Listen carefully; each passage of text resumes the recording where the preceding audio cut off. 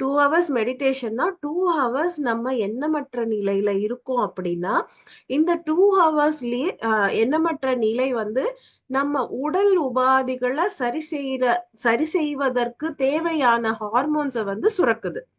Okay.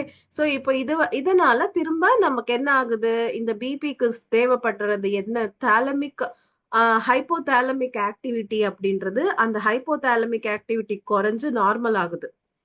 அது குறையும் போது திரும்ப அட்ரினோ கார்டிகோட்ரோபிக் அப்படின்ற ஹார்மோன் வந்து சுரக்காம அது வந்து ஸ்டாப் ஆகுது.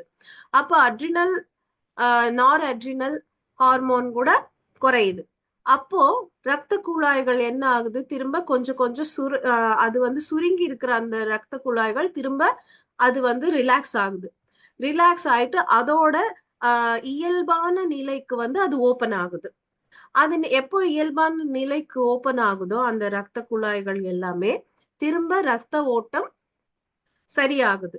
சோ இப்படி அது சரியாகும் போது அந்த பிபி அப்படின்றது நமக்கு அந்த பிரஷர் வந்து கண்ட்ரோல் என்ன சொல்றது, நார்மல் ஆயிடுது. கண்ட்ரோல் கூட கிடையாது, நார்மல் ஆயிட்டு நமக்கு எந்த மருந்து மாத்திரை இல்லாம இந்த தியான சக்தியால நமக்கு வந்து இப்படி இந்த பிபின்ற இந்த நோயை வந்து நம்ம குணப்படுத்த முடியும்.